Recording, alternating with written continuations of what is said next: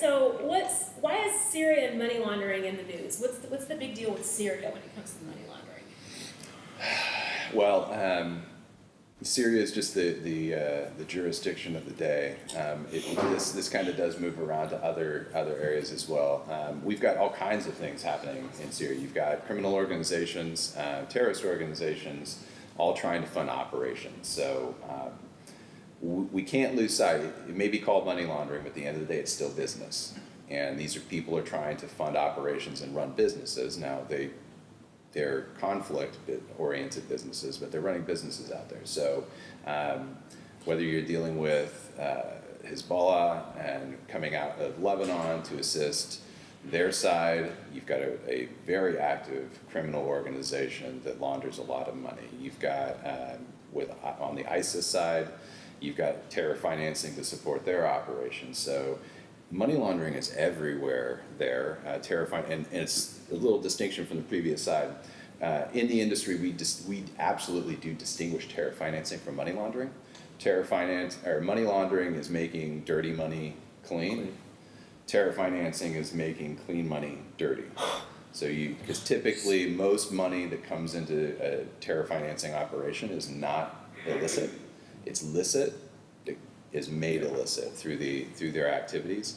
But you've got both of those things going on across the frontier in Syria.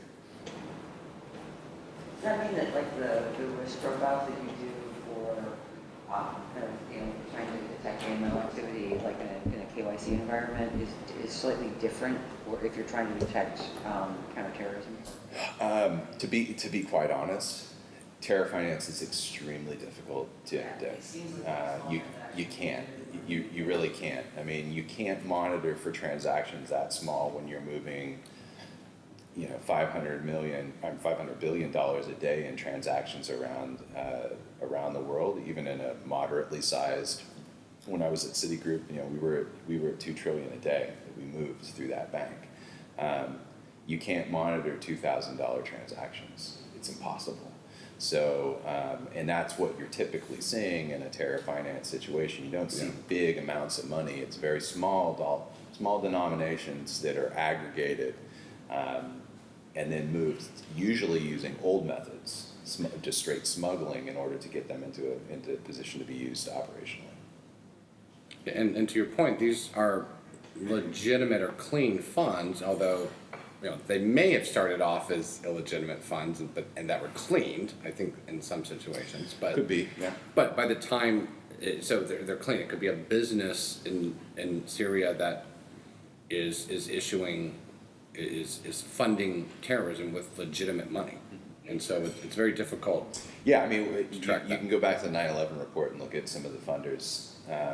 Those are very legitimate. Very legitimate, making charitable donations. Yeah. The organization. People you want to bank. Yeah, absolutely. Yeah. And but it is difficult, and it's very sensitive because you get into situations in the United States where you can easily start profiling certain types of communities and businesses, and that's very, very difficult and very dangerous for us to do. So it's a balance. Terror finance is a very difficult one. Even on the law enforcement side, you're heavily dependent upon informants and other means in order to detect that. So it's very difficult.